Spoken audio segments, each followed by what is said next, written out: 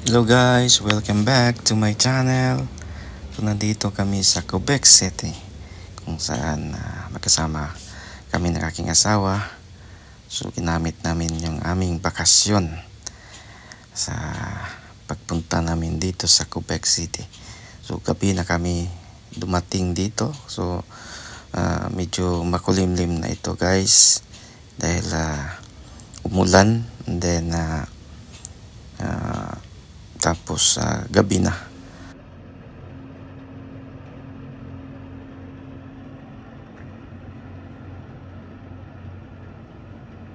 Ito yung nadatna namin guys na isang barko na sinasakyan ng mga turista dito sa Quebec City. Hindi namin alam kung ano talagang nasa loob kasi hindi kami sumakay. Nakita lang namin na papaalis na yung barko. Siguro paikot-ikot lang dito sa isang lake, and then siguro ang iba dyan na nagdi-dinner.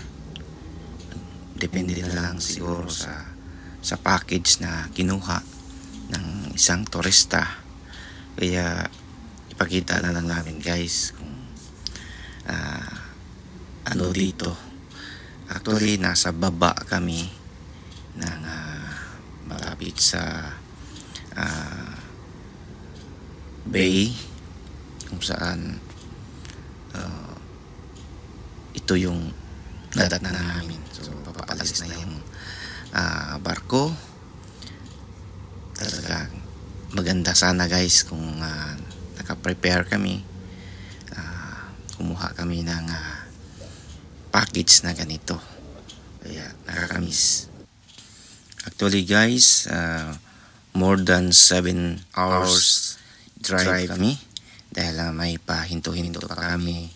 Siyempre kailangan pang kumain, and then ayun yung travel time namin mga abot talaga ng from Cobourg to Quebec City, kung saan dyan kami nanirahan sa Cobourg. Actually sa Toronto sana kami mag-umpisa, kaso lang may bahay naman kami sa Cobourg, kaya ayun, doon na kami natulog a night before sa aming travel. So medyo nalibago rin ako dahil ang daan kasi magkaiba talaga sa Toronto. Marami kasing daan na sa kung bago ka lang na makapunta ng Quebec, so maninibago ka talaga. So, medyo masikip yung kanilang highway, at saka yung exit minsan may pa left, may pa right. Kaya nakakamali rin kami. Mayroon ngang instances na ganoon talaga nangyayari. Kaya ayan guys, tuloy tayo dito kung saan na-enjoy lang ako doon sa dalawa. Talagang nagpapakita ang gilas. So kung bago ka lang sa aking channel, please subscribe to Lu Bughaw. So ito na ngayon yung buhay namin dito sa Canada. Pasyal-pasyal muna kung may time. So dito kasi sa Canada guys, talagang trabaho ng trabaho. Kaya maswerte na lang na nabigyan din ng aking asawa sa kanyang employer na makabakasyon kami. So okay, gabi na ito. So pakikita ko na naman itong talagang nagpapakitang gilas itong naka jet ski. So dalawa yan sila guys. So, iwan ko lang dahil tumitingin siya sa isang babae.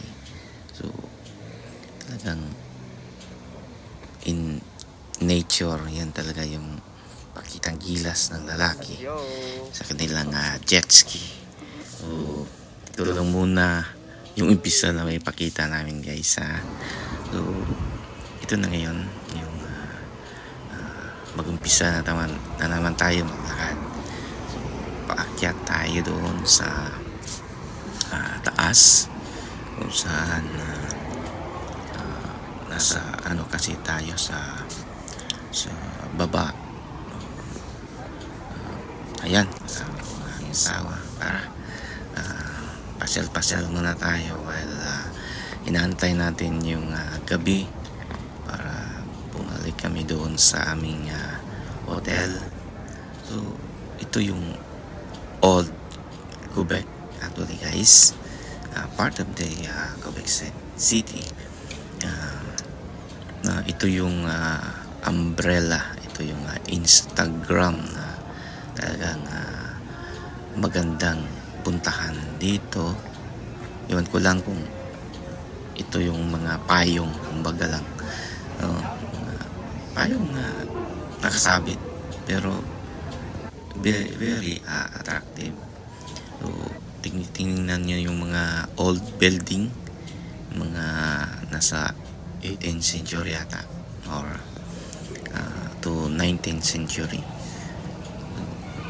Talagang yung mga friends nung dumating sila dito sa Quebec, talagang nakaano rin sila, gawa ng magagandang struktura. Yeah, yun. At muna tayo, then babalik na kami ulit sa aming hotel. Tingnan lang namin kung ano ba talaga dahil bukas pa talaga yung so ito naman yung nasa daan kami sa isang en route. Actually nasa Ontario pa kami noon. So mga 2 hours drive siguro from Coburg. So ito yung lunch namin. Actually it's already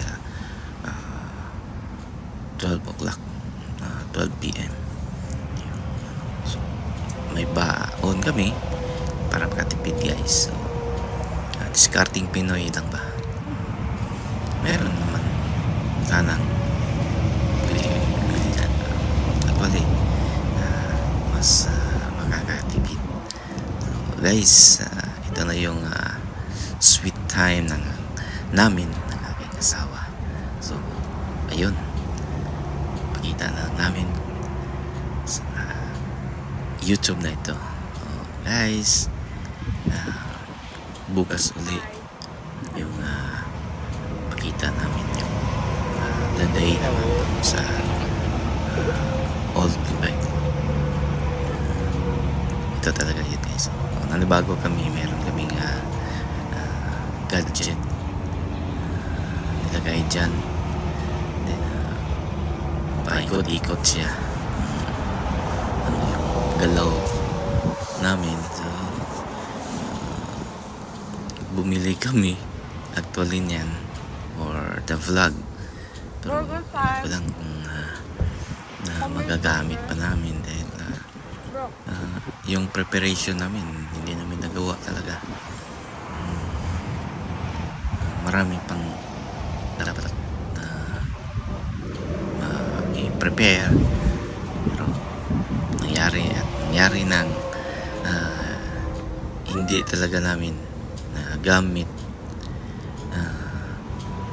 Parang ginawang stand na lang.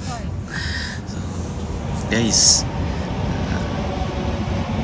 maganda pala talaga sa Quebec, pero yun nga, nakakapagod din sa pag-drive. Siyempre malayo din pala. Akala ko malapit ng Quebec. So enjoy lang kami guys, at enjoy lang din kayo sa panunood ng aking channel. Ito yung buhay namin dito sa Canada. So ito guys, kumakain na kami ng aming burger. It's burger time. Ito yung outfit namin, yung we love Canada. So nakapula kami pareho, pati yung ano namin, yung sombrero. Ano na talaga yung isang yung couple, diba, na sabi nga love bird daw, sabi na aming kakilala, dahil ito yung mga napakita namin in social media. Papa ba? O imong mama? Ito talaga guys, ano ba yung makikita mo mga lugar, tapos kasama mo pa yung minamahal mong asawa. Namin sa on road. Talagang maganda yung experience Uban ba sa namin. buwan? Ingnan ta ka Marami on pang road video dito ba o do ba? namin ipakita Yan. sa Bad. inyo. Na. Pa. Meron More. pang sa Montreal, Na. meron pa sa Ottawa. Pauwi namin. So dito lang muna tayo guys. Banderis pa. Isang video saan maipakita na namin anong sa ibang province dito sa Canada. Actually, marami pa kami nasa aming listahan na gustong puntahan, like New Brunswick to PEI, basta marami pa guys, pero yun lang yung time. So, ito na yung paglalakad namin from paghahanap ng parking.